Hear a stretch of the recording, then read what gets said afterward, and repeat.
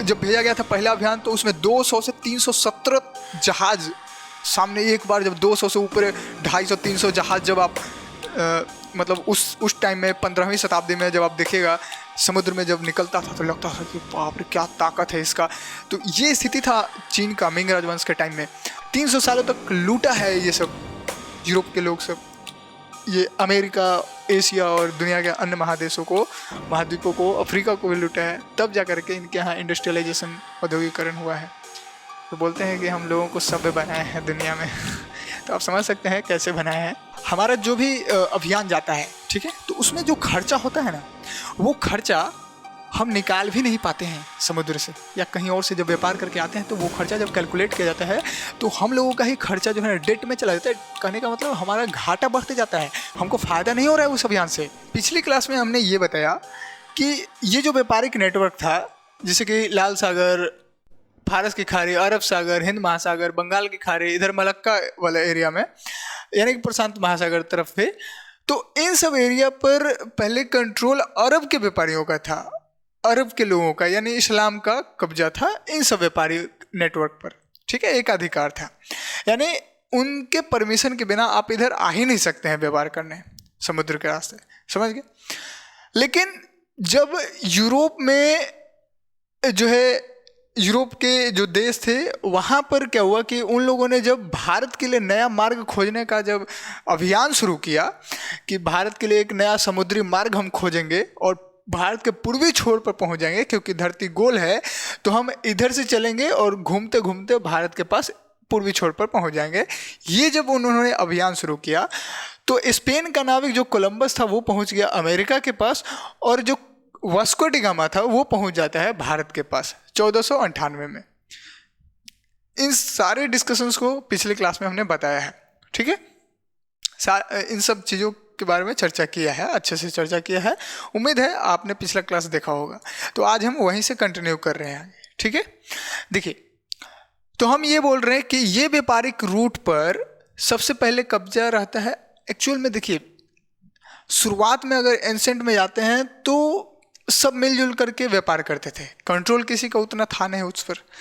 लेकिन जब इस्लाम पूरा प्रभुत्व अपना जमाता है, ग्लोबल रिलीजन बनता है, तब इस्लाम का कब्जा हो जाता है इन सारे इलाके पर, और ये पूरा रूट पर, व्यापारिक मार्ग पर, समुद्री मार्ग पर कब्जा कर लेते हैं अरब के व्यापारी।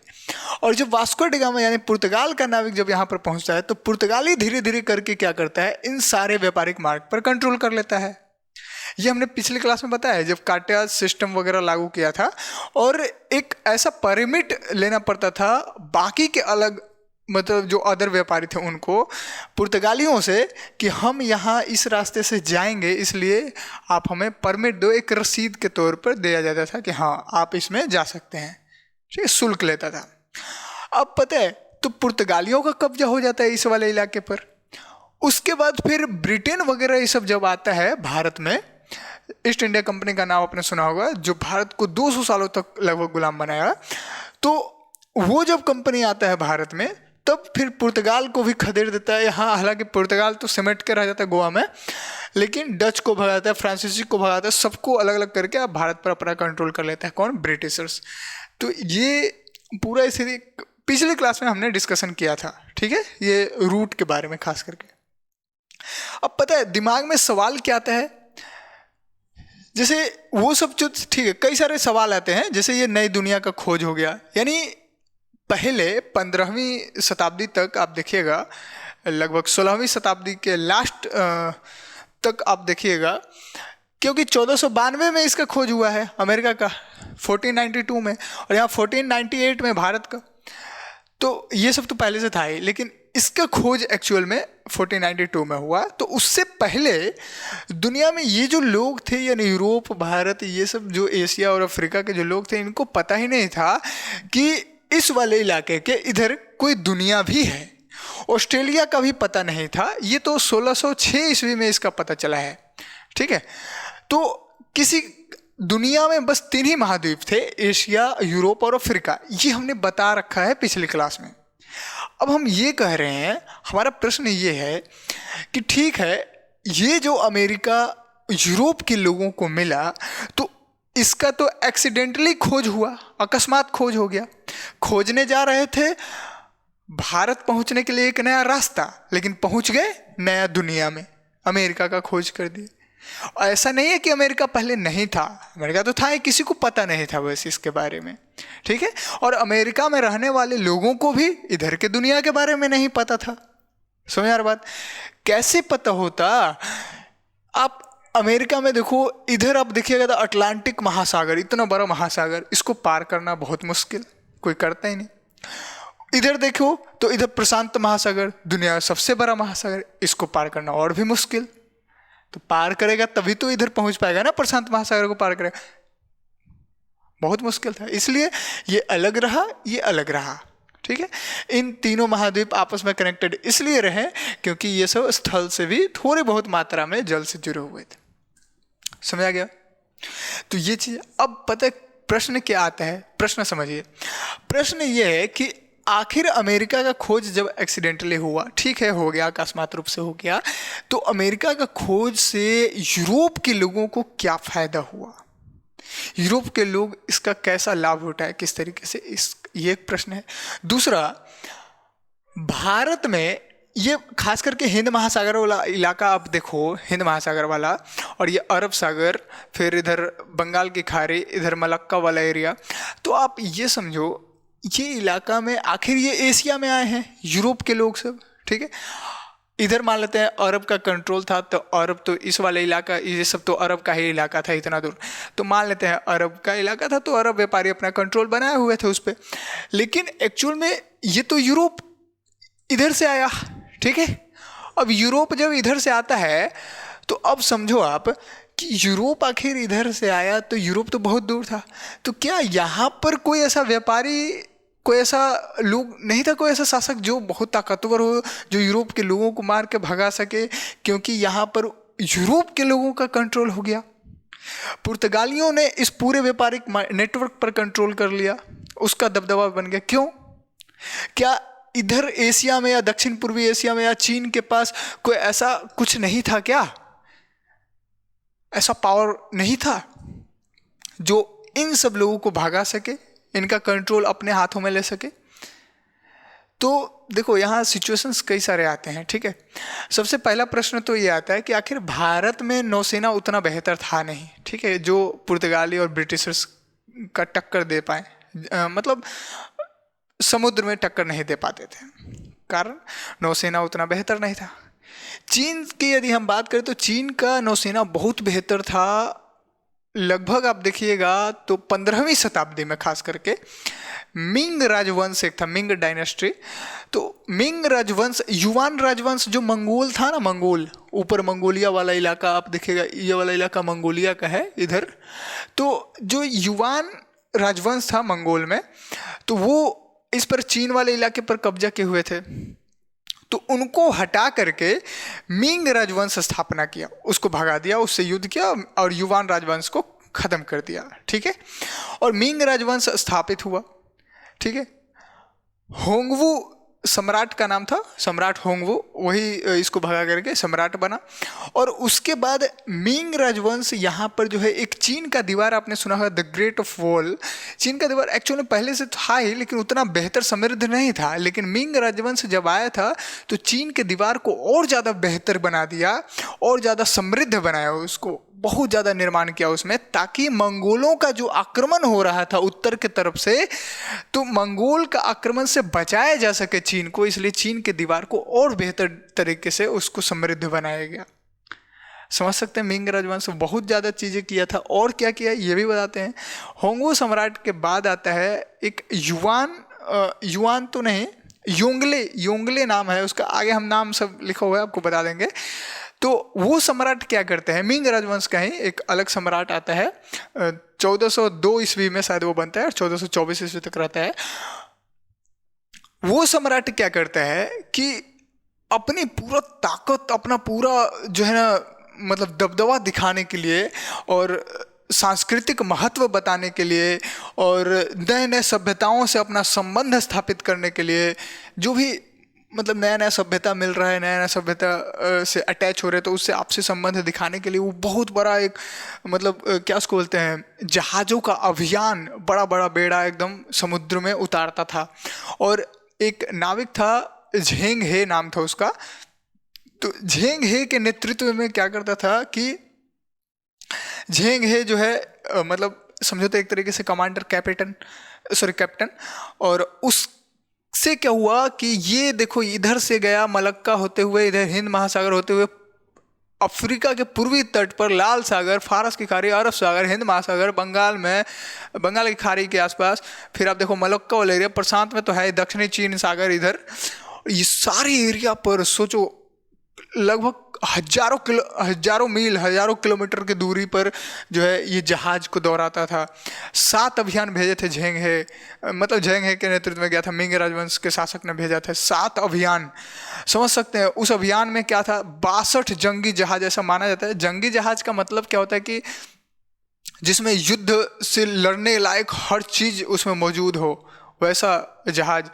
और आप देखिएगा तो ये तो सिर्फ जंगी जहाज बोल रहे हैं कि जब भेजा गया था पहला अभियान तो उसमें 200 से 317 जहाज सामने, एक बार जब 200 से ऊपर 250-300 जहाज जब आप मतलब उस टाइम में 15वीं शताब्दी में जब आप देखिएगा समुद्र में जब निकलता था तो लगता था कि बाप रे क्या ताकत है इसका।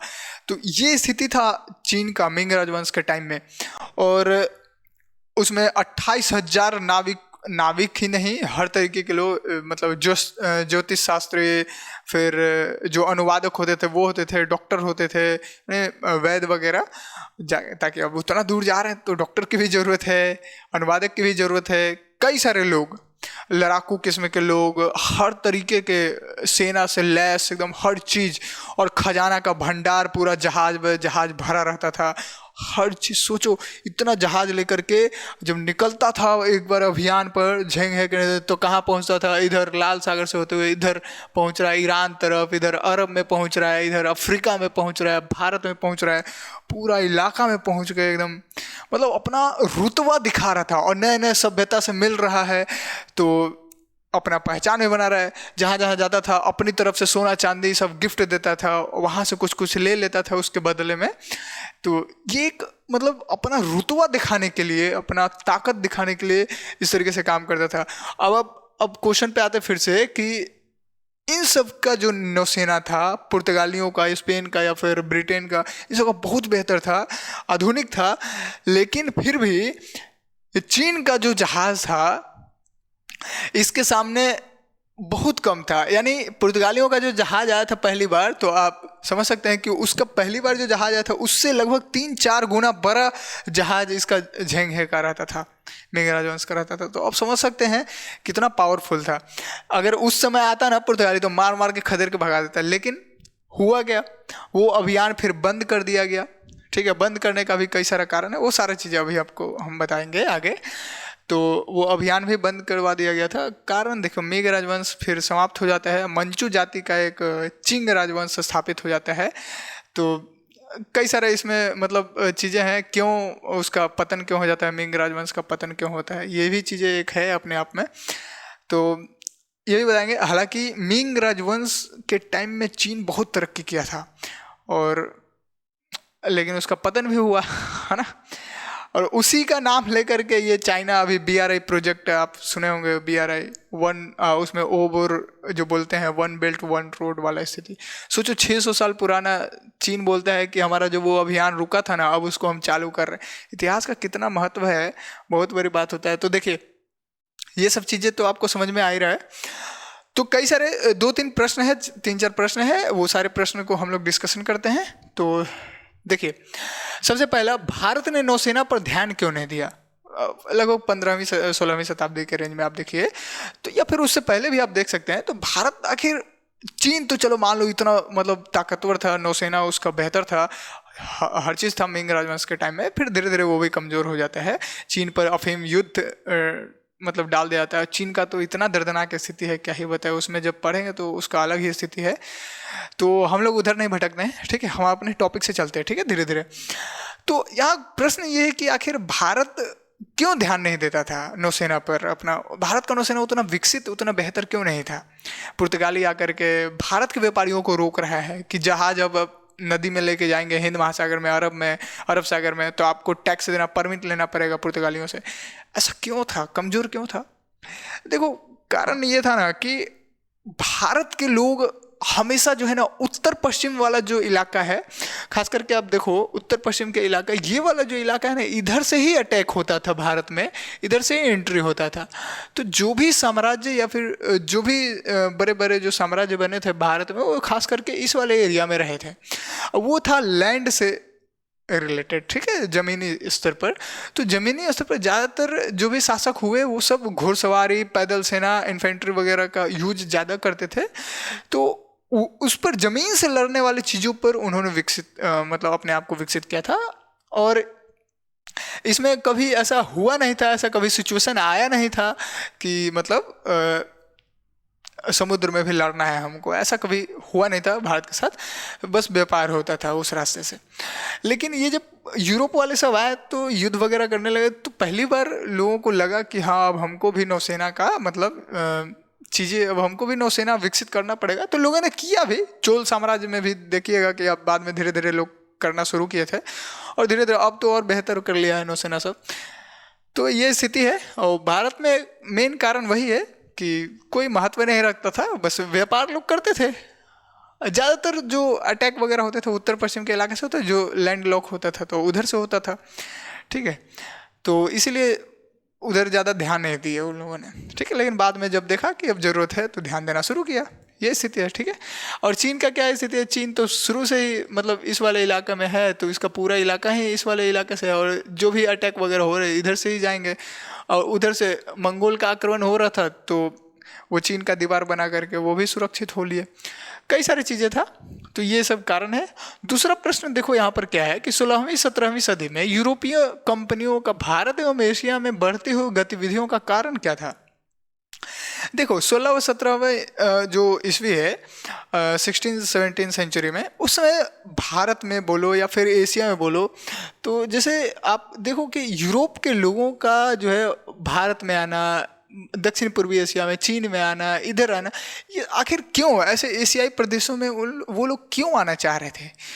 और आ भी रहे तो उनका प्रभाव क्या था? उनका गतिविधियां इतना तेज क्यों हो गया? फिर 16वीं 17वीं सदी में आप देखिएगा तो व्यापारिक क्रांति आ जाता है इस वाले मार्ग में। तो ऐसा क्यों हो जाता है? देखो, इसके कई सारे कारण हैं। पहला तो कुस्तुनतुनिया का जो पतन हुआ, तो इधर से रास्ता ही ब्लॉक हो गया, तो कहानी ख़त्म करो। अब नया रास्ता की खोज में लोग निकल गए, पहला चीज़। दूसरा, यहाँ का जो मसाला था ना भाई, एशिया का जो मसाला था ना, बहुत ज़रूरत था उन लोगों को, बहुत ज़्यादा डिमांड था। फिर भारत में आप देखो तो कॉटन का, यानी कि सूती कपड़ा का, रेशम के कपड़े का, उधर देखो तो चीनी मिट्टी के बर्तन का, कई सारी चीज़ों का यहाँ डिमांड बहुत ज़्यादा होता था, ठीक है। और मखमल वगैरह का, तो जब डिमांड इतना ज़्यादा होता था यूरोप में, और नौ धनाढ़ लोग भी पैदा हो गए थे वहाँ पर, तो वो भी मतलब रेशम के कपड़े पहनना, कई सारी चीज़ें थी।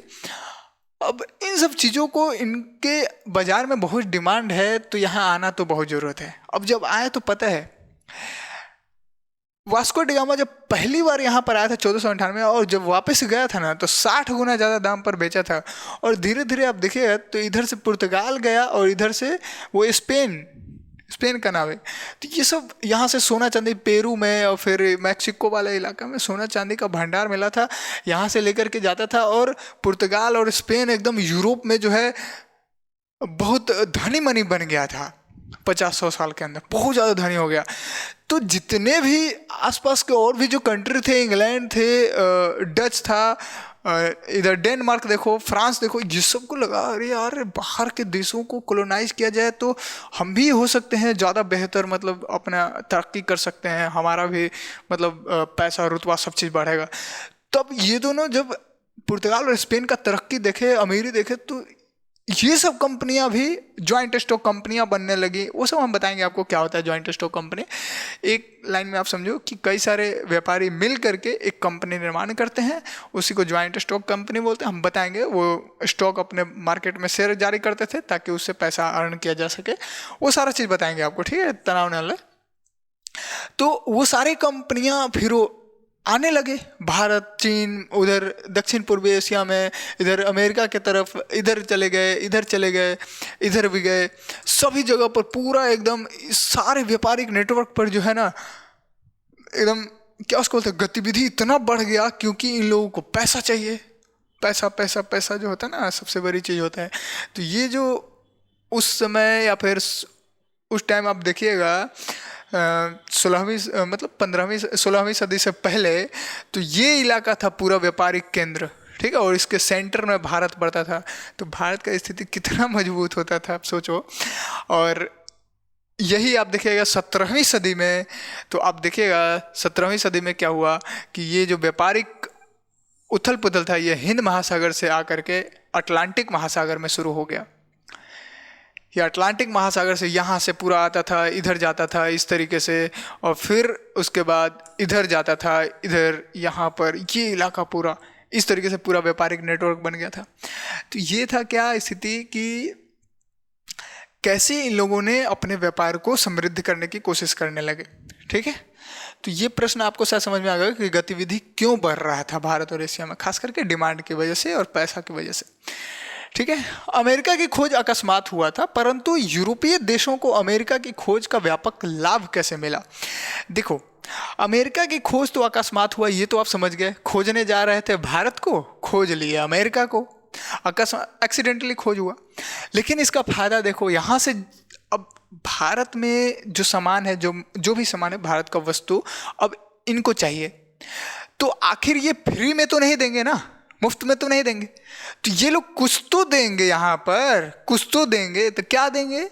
सोना चांदी, कीमती धातुएं, यही सब देते थे। कुछ पैसा है तो वो दो, जो भी आप दे सकते हो, तो कुछ तो देना पड़ेगा। तो इनके पास कुछ था ही नहीं, कहाँ से देंगे? तब ये लोगों ने क्या किया, यहाँ से पूरा खदान से लूटना शुरू कर दिया, पूरा सोना चांदी सब इकट्ठा करना शुरू कर दिया। और ये सारा सोना चांदी यहाँ जाता था यूरोप में, और यहाँ से फिर वापस घूम करके कहाँ चला जाता था? भारत में, चीन में, इधर मलेशिया, इंडोनेशिया, जकार्ता टाइप, तो इन सब जगहों पर वो सारा सोना चांदी घूम फिर करके आ जाता था। अब ये सोना चांदी देंगे, फिर मसाला यहाँ से लेके जाएंगे, भारत की वस्तुएं ले जाएंगे, चीन की वस्तुएं ले जाएंगे। समझ आ गया बात? तभी तो फ्रांसवा बर्नियर, जो बेस्ट राइटर था, हम बताए थे पिछले क्लास में, कि उसने बोला कि दुनिया भर सोना चांदी जो है ना घूमते रहता है और लास्ट में आकर के विलीन हो जाता है भारत और चीन में या फिर एशिया में, ऐसा बोला। आप समझ सकते हैं। तो जीडीपी में कितना बड़ा योगदान था भारत और चीन का, लगभग 55-60% था ना भाई, तो बहुत बड़ी मात्रा होता है ना। और जब ब्रिटिशर्स जब वापस गए थे तो 3% जीडीपी हमारा छोड़ कर, बहुत बड़ी बात है।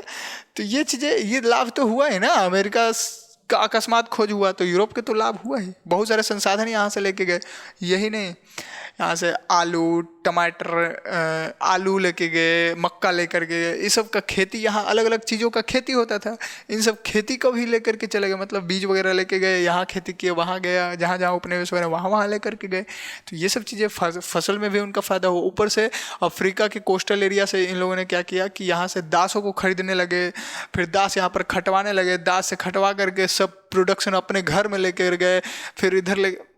आपको हम सारा चीज़ बताएं क्या क्या इन लोगों ने किया है। मतलब बंधक मजदूर जो होता है ना, दास उसको बोलते हैं कि बिना पैसा का, बिना मेहनत करवाओ खो, उसको महीना मत दो, मजदूरी मत दो, बस खटवाते रहो। तो वो सब दास बनाए, दास व्यापार किए। 300 सालों तक ऐसी लूटे हैं इन लोग, 300 सालों तक लूटा है ये सब यूरोप के लोग सब, ये अमेरिका, एशिया और दुनिया के अन्य महादेशों को, महाद्वीपों को, अफ्रीका को भी लूटा है। तब जा करके इनके यहाँ इंडस्ट्रियलाइजेशन, औद्योगिकरण हुआ है। और बोलते हैं कि हम लोगों को सभ्य बनाए हैं दुनिया में तो आप समझ सकते हैं कैसे बनाए हैं। तो ये चीज़ें हैं। तो ये शायद समझ में आ गया होगा कि खोज का व्यापक लाभ कैसे हुआ। बहुत तरीके से बागवानी फसल कई तरीके के जो है ना वहाँ से करवाए। अगला क्वेश्चन है, भारत में यूरोपीय कंपनियों के आगमन का क्या क्रम था। देखो, भारत में जो यूरोपीय कंपनी आया था उसका क्रम क्या रहा था वो बताना है। देखो, क्रम की बात यदि हम करें तो सबसे पहले कौन आया था, तो देखो सबसे पहले अगर हम देखें तो आया था पुर्तगाल। पुर्तगाल कब आया था? पुर्तगाल सबसे पहले आया था 1498 ईस्वी में। दूसरी बार कौन आया था? तो दूसरी बार से डच कंपनी आया था। ये कब आया था? लगभग अब देखिएगा तो 1602 ईस्वी में डच कंपनी आया। फिर ब्रिटिशर्स आए कब? 1608 ईस्वी में। और फिर डेनिश यानी डेनिश कंपनी आया 1616 ईस्वी में। और फिर उसके बाद फ्रांसीसी कंपनी आता है 1664 ईस्वी में भारत के अंदर एंटर करता है। ठीक है, तो ये सारा क्रम है। पहले पुर्तगाल आए थे, पुर्तगाल, फिर उसके बाद डच कंपनी आया था। डच किसको बोलते पता है? जिसे डच कंपनी, अभी हॉलैंड को जानते हैं, हॉलैंड, नीदरलैंड को जानते हैं, नीदरलैंड, उसी को नीदरलैंड को बोलते हैं डच कंपनी। वो 1602 में आता। 1608 में ब्रिटिश कंपनी आया, ब्रिटेन का कंपनी आया था, ब्रिटिश। और फिर 1616 में डेनमार्क को बोल सकते हैं, ठीक है, डेनिश कंपनी आया था। फिर फ्रेंच कंपनी आया था, ठीक है, 1664 ईस्वी में। ये क्रम रहा है पूरा यूरोपियन कंपनी का भारत में एंटर करने का। ठीक है, ये क्रम ध्यान में रखना, बस वो याद रहे तो बेहतर है। ठीक है, और क्या क्वेश्चन है? आगे क्वेश्चन देखते हैं। तथा उन्होंने किस प्रकार भारतीय व्यापार पर अपना प्रभाव स्थापित किए? देखिए किस प्रकार के, ये जो क्वेश्चन है ये आगे आने वाले क्लास में आपको बेहतर ढंग से समझ में आएगा, कारण कि अभी हमने उतना चीज़ें बताया नहीं है। लेकिन हाँ, हम एक थोड़ा सा ओवरव्यू की तरफ आपको बता देंगे कि किस तरीके से उनका प्रभाव रहा है भारत के। देखो क्वेश्चन क्या, फिर से समझो। उन्होंने किस प्रकार भारतीय व्यापार पर अपना प्रभाव स्थापित किया, भारत के व्यापार पर अपना प्रभाव कैसे स्थापित किए हैं, उसके बारे में बात कर देते हैं। देखो जैसे अब ये भारत है, ठीक है, तो ब्रिटिशर्स यहाँ पर आए, तो सबसे पहले तो पुर्तगाल आया था। पुर्तगाल आए और यहाँ के सारे नेटवर्क, व्यापारिक नेटवर्क पर कंट्रोल अपना स्थापित कर लिया, ठीक है। लेकिन उतना फ़ायदा इनको हुआ नहीं, बस हाँ समुद्री इलाकों से जितना फ़ायदा होना था हो गया। धीरे धीरे ये जितने भी यूरोपियन कंपनी थे, फ्रेंच, डेनिश या फिर डच, पुर्तगाली, ब्रिटिश, ये सब आपस में ही टकराते रहे, कंपटीशन होता रहा ना कि कौन ज़्यादा लाभ कमाएगा। तो इन सारे कंपटीशन में जीत जाता है ब्रिटिश, ठीक है, ब्रिटिश कंपनी। और ब्रिटिश कंपनी फिर क्या करता है, भारत में पहले क्या करता है कि कुछ कुछ फिक्स एरिया से वहाँ से जो है व्यापार करना शुरू कर देता है। मान लो किसी एरिया पर, मान लेते हैं इस वाले एरिया पर व्यापार करना शुरू कर दिया ब्रिटिश कंपनी, और फिर यहीं से सिर्फ व्यापार किया लगातार कुछ सालों तक। और इससे क्या हुआ, उस वाले इलाके में इनका व्यापारिक महत्व बढ़ गया। तो धीरे धीरे ये क्या कर दिए कि आपस में, देखो यहाँ का भी स्थिति कुछ ठीक नहीं था ना, यहाँ के जो राजा थे आपस में ही लड़ते रहते थे। तो बड़ा साम्राज्य था मुगल साम्राज्य, वो जब टूट गया तो कई सारे क्षेत्रीय राज्य उद्भव हुए, तो वो सब आपस में ही लड़ ही रहे थे। उसका फायदा ये ब्रिटिश कंपनी उठाया, एक को सपोर्ट करता, दूसरे को फायदा मिल जाता। ध्यान समझो, अब मान लेते दो में लड़ाई हो रहा है, 1-2, तो इसको ब्रिटिश कंपनी सपोर्ट कर दिया, तो ये जीत गया इससे लड़ाई में, तो इसका कुछ भाग ब्रिटिश कंपनी को मिल गया, ठीक है। यही संधि होता था उन लोगों में। तो ऐसे धीरे धीरे करके कुछ कुछ एरिया ये सब हासिल करने लगे। और जब बंगाल का युद्ध, मतलब जब बैटल ऑफ प्लासी हुआ और बक्सर का युद्ध हुआ, तो ब्रिटिश कंपनी को और भी ज़्यादा, समझो बंगाल का दीवान ही मिल गया उसको फिर, ठीक है, और बंगाल का पूरा राजस्व एकत्रित करने का अधिकार मिल गया ब्रिटिश कंपनी को।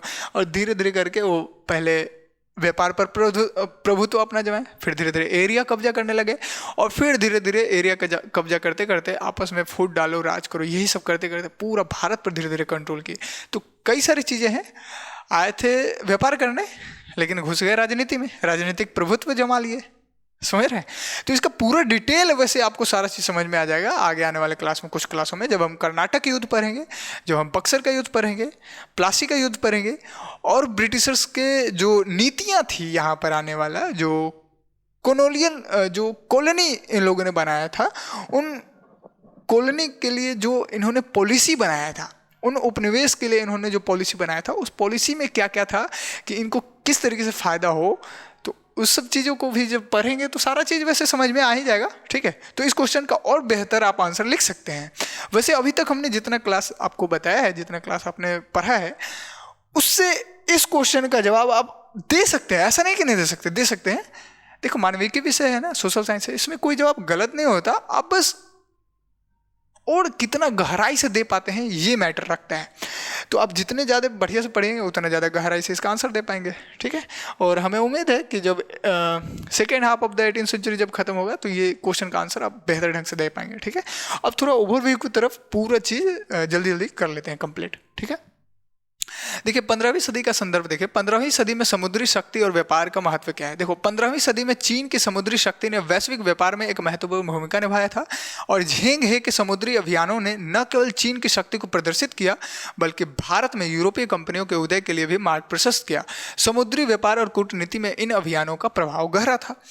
अब झेंग हे के नेतृत्व में जो है पहली बार क्या हुआ कि समुद्री अभियान चीन को बड़ी शक्ति के रूप में देखा गया इस अभियान की वजह से, और वो व्यापार और कूटनीति में इन अभियानों का प्रभाव जो है बहुत गहरा पड़ा था। ये सब चीज़ें ये बता रहा है, एक्चुअल में वही चीज़ बता रहा है जो हमने आसान भाषा में पहले बताया। आगे समझो, आगे क्या है ये देखो। 62 जंगी जहाज, लगभग 200 से 317 जहाज गया था पहली बार जब अभियान। झेंग हे कि खजाना जहाज आप बोल सकते हो, खजाना से भरा हुआ रहता था। तोप नहीं बोल सकते, लेकिन हाँ युद्ध करने वाला सारा हथियार वहाँ पर मौजूद होता था उस जहाज में। तो उस तरीके के जहाज को जंगी जहाज बोल रहे हैं। अभियान में लगभग 28,000 कर्मियों का दल था और गंतव्य पूर्वी अफ्रीका और भारत और दक्षिण पूर्व एशिया ये सारे इलाके पर इसका ये इस तरीके से जो है चाइना इधर से जा करके इधर इस तरीके से गया था। तो आप ये देख सकते हैं। व्यापार में आप देखिए समुद्री व्यापार का महत्व बहुत बेहतर हो गया था। उसका कूटनीति संबंधों की स्थापना की, यानी जहाँ जहाँ जाता था आपसी संबंध बनाने की कोशिश करता था, जो कि बेहतर भी है, ठीक है। आगे समझते हैं। तो यहाँ पर देखिए मिंग राजवंश के समुद्री अभियान। देखिए मिंग राजवंश के बारे में यदि हम बात करें तो ये 1368 ईस्वी में इस राजवंश का स्थापना हुआ था और 1644 ईस्वी तक ये राजवंश चला था। और इसका जो पहला सम्राट था उसका नाम क्या है, होंगवू नाम था। ये हान नस्ल का अंतिम राजवंश था मिंग राजवंश। कौन सा नस्ल का, हान नस्ल, इसका अंतिम राजवंश था मिंग राजवंश। और इसके पहले सम्राट होंगवू सम्राट थे, ठीक है। और ये 1368 से 1398 ईस्वी तक इन्होंने शासन किया, ठीक है। इन्हीं के टाइम में मंगोल का जो है युवान राजवंश से अटैक होते हैं, मतलब आपस में। जैसे देखो अब ये मिंग राजवंश का स्थापना कैसे हुआ था, तो युवान राजवंश को खदेड़ करके उसको मतलब पराजित करके युद्ध में मिंग राजवंश का स्थापना होंगवू ने किया था, ठीक है। अब इनके बाद आता है योंगेल, शासक का नाम है। नानचिंग से बीजिंग पर क्या करते हैं, जिसे राजधानी है। पहले नानजिंग राजधानी का नाम था, चीन के राजधानी का नाम नानजिंग था, लेकिन वहाँ से बीजिंग ट्रांसफ़र कौन किया, योंगेल ने किया था। ये मिंग राजवंश का ही एक सम्राट था। इसका शासनकाल 1402 से 1424 ईस्वी तक रहा था, ठीक है। चिंग राजवंश के बारे में बात करें तो मिंग राजवंश के बाद क्या हुआ, चिंग राजवंश का स्थापना हुआ था। ये मंचू जाति का था, ठीक है, चिंग राजवंश। 1644 ईस्वी में एक विद्रोही नेता था जो विद्रोह कर रहा था मिंग राजवंश से, और वही नेता जो है ये चिंग राजवंश का स्थापना करता है। उस नेता का नाम है ली जी चेंग, ये नाम है वो चीन राजवंश के नेता का। 1644 में विद्रोही नेता था ये, और ये इसने मंचू जाति का एक था और चिंग राजवंश का स्थापना किया था। कब, 1644 में। अब हम ये समझाना चाहते हैं आखिर मिंग राजवंश कमजोर कैसे पड़ गया, एक विद्रोही नेता उसको हरा दिया। इसमें कई सारे कारण, देखो यहाँ दो प्रश्न आते हैं। पहला, मिंग राजवंश का पतन क्या है, मिंग राजवंश का पतन, ये पढ़ना है। दूसरा, झेंग हे, देखो दूसरा समुद्री अभियान का अंत। अच्छा, ये तो हम आपको बता देंगे, तो वो अगला स्लाइड में आपको बताएंगे, ठीक है। पहले ये समझो कि मिंग राजवंश का पतन क्यों हुआ। देखो ऐसा मतलब कहा जा रहा था, इसके पीछे कई सारे कारण थे।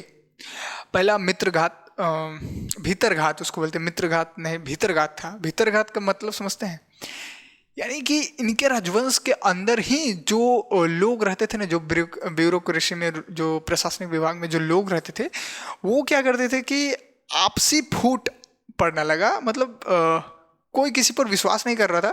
भ्रष्टाचार एक तरीके से आप बोल सकते हो, भ्रष्टाचार बहुत ज़्यादा बढ़ गया था।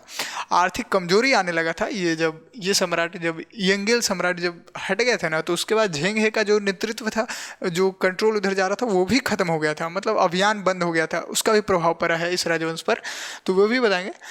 पतन हुआ भ्रष्टाचार की वजह से, ठीक है, भीतरघात की वजह से। भीतरघात कहने का मतलब ये होता है कि हम लोग आपस में मित्र हैं, सब चीज़ है, भीतर का आदमी ही आघात पहुंचा दे, धोखा दे दे, वो समझो आप, भीतरघात ये है। यानी उसके राजवंश के अंदर का ही जो लोग हैं ना, वही धोखा दे करके काम कर दे। तो ये भ्रष्टाचार बहुत फैला हुआ था उनके टाइम में, और आर्थिक कमजोरी भी था। ऊपर से उत्तर की तरफ से, मंगोल की तरफ से अटैक भी होते रहता था, और आंतरिक कमजोरियाँ बढ़ गया था। और उनके बाद जो योंगेल के बाद जो मतलब जो सम्राट आए, जो शासक आया, वो उतना बेहतर काम नहीं किया। वो बाहरी कामों में नहीं, आंतरिक कारणों में उलझ करके रह गया था। तो ये सब चीज़ें, कई सारे कारण होते हैं किसी राजवंश के पतन का, इसलिए विद्रोह ज़्यादा पनपने लगा था, ठीक है। और ये यदि अभियान की बात करें तो ये अभियान आप देखो तो 1433 में बंद कर दिया गया था, ठीक है। 1433 में क्या हुआ, बंद कर दिया गया। ये सब तो अलग ही चीज़ें हैं। अब देखो थोड़ा सा हम ये बताना चाहेंगे कि समुद्री अभियान का अंत क्यों हुआ, झेंग हे के अभियान का समाप्ति का कारण क्या था। देखो झेंग हे के समाप्ति का कारण तो ये था, पहला कारण वहाँ के लोग बोल ये रहे थे, देखो झेंग हे के नेतृत्व का पहला कारण तो ये था कि झेंग हे जब जाता था, इतने बड़े बड़े जहाज और इतने ज़्यादा लोग लेकर के जब जाता था अथी में, मतलब क्या उसको बोलते हैं, नदी के अंदर समुद्र में जब उतरता था, तो चीन के ही लोग जो थे, वो कुछ लोग बोले ना, भीतरघात वाला, भ्रष्टाचार वाला लोग, वो लोग बोलने लगे, उसका विरोध करने लगे। बोले कि भाई इतना जहाज लेकर के जाता है, उत्तर से आक्रमण हो रहा है मंगोलों का, उससे बचाने में हम लोगों को ज़्यादा पैसा खर्चा करना चाहिए, ना कि ये बिना मतलब का काम करने में, ठीक है। और दूसरा कारण ये था कि ये लोग ये सोच रहे थे, मतलब इन लोगों का कहना ये था कि हमारा जो भी अभियान जाता है, ठीक है, तो उसमें जो खर्चा होता है ना, वो खर्चा हम निकाल भी नहीं पाते हैं समुद्र से या कहीं और से। जब व्यापार करके आते हैं तो वो खर्चा जब कैलकुलेट किया जाता है तो हम लोगों का ही खर्चा जो है ना डेट में चला जाता है। कहने का मतलब हमारा घाटा बढ़ते जाता है, हमको फायदा नहीं हो रहा है उस अभियान से, हमको राजकोषीय घाटा बढ़ रहा है, राजकोष का घाटा बढ़ रहा है। तो ये स्थिति मतलब इन लोगों ने बताया कि हमारा घाटा हो रहा है इस अभियान से, इसलिए इस अभियान को रोक दिया जाए, ठीक है। और ऊपर से क्या हुआ कि वो 1424 ईस्वी में यंगेल सम्राट जो था, ये यंगेल सम्राट 1424 ईस्वी में इसका अंत भी हो जाता है। तो इसके बाद फिर क्या होता है, ये अभियान को बंद ही कर दिया। मतलब इसके बाद जो सम्राट आता है वो ध्यान ही नहीं देता बाहरी चीज़ों में, आंतरिक चीज़ों को, आंतरिक मामलों में मतलब उलझ के रह जाता है, ठीक है। तो ये सब कारण है। और भी एक कारण ऐसे बताया जाता है, लेकिन ये कारण का कोई मतलब नहीं है, ठीक है, ये कारण का कोई मतलब नहीं है, लेकिन ऐसा बोला जाता है। तो आपको बता देते हैं कि चीन में एक अफवाह था। अफवाह क्या था पता है कि देखो चीन में क्या अफवाह था कि जैसे जो तुम अभियान लेकर के जा रहे हो, तो एक दिन तो तुम जाओगे इधर मेडिटेरियन सी में, भूमध्य सागर में, और फिर उसके बाद इधर जा करके इधर जाओगे अटलांटिक सागर में। तो चीन के समाज में यह अफवाह था कि जिब्राल्टर यहाँ पर है, ठीक है, ध्यान देना, जिब्राल्टर ये अटलांटिक महासागर और भूमध्य सागर को जोड़ने वाला ये छोटा सा पॉइंट है, जिब्राल्टर, जल संधि बोल सकते हैं। तो जिब्राल्टर के पश्चिम में नरक का द्वार है जिब्राल्टर, और उसके पश्चिम में नरक है। ये कौन बोला था, चीन के समाज में, मतलब ये घर कर गया था, उसके अंधविश्वास एक तरीके से बोल सकते हैं। तो ये भी एक कारण रहा है, ऐसा बोला जाता है, ठीक है। तो ये सारे कारण है उस अभियान को रोकने के लिए, ठीक है। अब थोड़ा सा यहाँ पर कुछ लिखा हुआ है, इसको थोड़ा सा पढ़ लिया जाए, ठीक है। तो देखो ध्यान से समझो, सुनना है, ठीक, हम पढ़ लेते हैं। देखिए 15वीं सदी में चीन ने अपने समुद्री अभियानों को समाप्त करने का निर्णय लिया। इसके पीछे मुख्य कारण थे, क्या कारण थे, भारी लागत बहुत ज़्यादा हो रहा था, संसाधनों की आवश्यकता बहुत ज़्यादा थी, उत्तरी सीमा पर मंगोलों से आने वाला खतरा बढ़ रहा था, उत्तरी सीमा से मंगोलिया से सब खतरा बढ़ रहा था कि आक्रमण करेगा, आंतरिक राजनीतिक संघर्ष हो रहा था, यानी भ्रष्टाचार बढ़ गया था। और इन सभी कारकों ने मिंग राजवंश की प्राथमिकताओं को बदल दिया। मिंग राजवंश का प्राथमिकता ये था कि समुद्र के पूरे इलाके पर कंट्रोल हमारा होगा, हमारा दबदबा दिखेगा पूरे दुनिया में। लेकिन वो सब पूरा जो प्राइमरी जो उसका विचार था वही बदल गया और समुद्री नीति में परिवर्तन कर दिया गया। तो इसलिए ये पूरा कहानी ही खत्म। एक और चीज़ था, ये झेंग हे हिजरर था, और हिजरा का जो है ना सम्मान ज़्यादा होने लगा था और इसका वैल्यू ज़्यादा होने लगा था हिजरों का, ये यंगेल शासक की वजह से।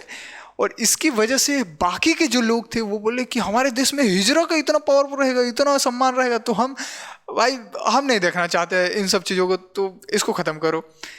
समझ रहे बात? तो समाज में होता ना कि अरे यार ये कैसे बेहतर हो सकता है, इनसे बेहतर तो हम लोग हैं, ऐसा होता है ना समाज के अंदर। तो वही स्थिति है, इसलिए उसके विरोध में रहते, झेंगे के विरोध में रहते थे बहुत सारे लोग। तो ये सब चीज़ें हैं। आंतरिक संघर्ष के बारे में बात करें, मिंग दरबार में राजनीतिक प्राथमिकताओं का चीन की समुद्री नीति पर प्रभाव क्या पड़ा? देखो प्रभाव तो पड़ेगा ही। मिंग राजवंश के अंतर्गत आंतरिक राजनीतिक संघर्षों में समुद्री नीति के महत्वपूर्ण बदलाव लाए। देखो सारा चीज़ हमने बता रखा है, सब चीज़ आपको पता हो गया है और पूरा कहानी आपको समझा दिया है। बस ये फॉर्मेलिटी नहीं है, लेकिन हाँ एक तरीके से कुछ छूट न जाए, इसलिए हम ये स्लाइडर दिखा रहे हैं ताकि आपको सारा चीज़ मतलब परफेक्टली पता चल जाए, ठीक है ना। तो एक बार देख लो थोड़ा सा। दरबार के अधिकारियों के बीच एकता की कमी हो गया, अनुसंधान और समुद्री अभियानों पर संसाधनों का भारी खर्च होने लगा, सामरिक प्राथमिकताओं के बीच संघर्ष ने चीन की समुद्री शक्ति को कमजोर कर दिया, और चीन का समुद्री शक्ति फिर कमजोर हो जाता है। और उसके बाद जब 1498 में भारत में आता है वास्को डी गामा, और फिर धीरे धीरे ये पूरा चीन वाला इलाका में जब पूरा व्यापार होने लगता है, चीन का शक्ति जब पहले से ही समुद्री शक्ति कमज़ोर हो गया, क्योंकि वो सब अभियान बंद करवा दिया गया था वहाँ के लोगों के द्वारा, तो उसके बाद फिर कमज़ोर हुआ, तो कई सारे युद्ध भी झेलने पड़े, कष्ट भी झेलना पड़ा चीन के लोगों को, बहुत स्थिति हुआ। इसलिए चीन तो इतना गुस्सा रहता है इतिहास को लेकर के, और बोलता भी है कि मिंग राजवंश में देखो हमारा स्थिति कितना था, 600 साल पुराना इतिहास है हमारा, इतना बेहतर, और तुम लोग क्या करते हैं। अब सोचो चीन इतना ज़्यादा इनोवेटिव था, कागज़ जो अभी हम लोग यूज करते हैं चीन का आविष्कार किया हुआ है, कार्टोग्राफी जो मैप वगैरह आप देख सकते हो चीन का आविष्कार किया हुआ है। अब समझ लो कितना इनोवेटिव था, उसका जहाज कितना मतलब तकनीक से भरा हुआ रहता था। चाइना के लोग बहुत ज़्यादा इनोवेटिव होते थे। तो आप समझ सकते हो कंपटीशन, जो प्रतियोगिता परीक्षा की बात करते हैं, वो चीन में सबसे पहले शुरू हुआ था। सोचो कि राजा का बेटा राजा मतलब वो नहीं होगा, जो योग्य होगा उसी को वही अधिकारी बनेगा, इस तरीके से। तो सोच सकते हैं कंपटीशन एग्जाम का मतलब आविष्कारक वही है। गन पाउडर की बात करें, बारूद की बात करें, तो चाइना ही कर रहा था, चाइना ही आविष्कार किया, समझ सकते हैं बहुत इनोवेटिव था, ठीक है। और अभी भी है, अभी भी आप देखो क्या ही करता है, हर चीज़ को सस्ते में बना के दे देता है। तो यही है ना, भारत और एशिया में यूरोप का आगमन। देखो आर्थिक प्रेरणाएं और आगमन की प्रक्रिया का अवलोकन। देखो 15वीं सदी में यूरोपीय कंपनियों का भारत में आगमन मसालों की खोज और व्यापार के लिए प्रमुख प्रेरणाओं का परिणाम था। यह परिवर्तनशील समय था। समय कैसा था? परिवर्तन हो रहा था भाई, जाहिर सी बात है होगा। तो सब जहाज लेके निकल पड़ते थे यूरोपीय उपनिवेश का। क्या जमाना रहा होगा ना, समुद्र में निकलते हैं, एक्सप्लोर करते हैं दुनिया को, और ये नया दुनिया को खोज लिए, क्या कर लिए भाई। सोच सकते हो दुनिया कैसा अनुभव रहा होगा कोलंबस का कि नया दुनिया हमने खोजा है। हालांकि वो तो मर गया, बाद में लोगों को पता चला कि ये नया दुनिया है, अमेरिका है, ठीक है।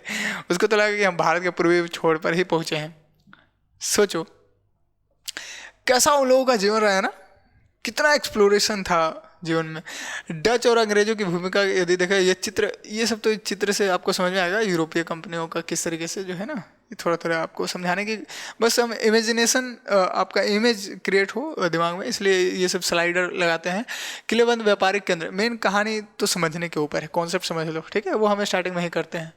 यूरोपीय कंपनियों के स्थानीय राजनीतिक हस्तक्षेप और शक्ति स्थापित करना। देखिए 15वीं सदी में यूरोपीय कंपनियों ने किलेबंद व्यापारिक केंद्रों की स्थापना किया, जिससे अब देखो ये सब पहले व्यापार के लिए आते थे, जगह पर अपना व्यापार बनाए, अब फैक्ट्री बनाते थे। फैक्ट्री करने का मतलब वहाँ पर गोदाम बनाते थे, और फिर वहाँ किला भी बनाने लगे धीरे धीरे, और किला बनाने के सेना भी रखने लगे, और धीरे धीरे पूरे एरिया पर कंट्रोल भी करना शुरू कर दिया। यही स्थिति रहा है लोग, यही सब है और कुछ है नहीं। तो ये पूरा क्लास शायद अभी कंप्लीट हो गया होगा, और सारा प्रश्न भी हम लोगों को कंप्लीट हो गया है। उम्मीद करते हैं आपको आज का क्लास बेहतर लगा हो और बेहतर लगा हो, ठीक है। तो मिलते हैं फिर अगली क्लास में।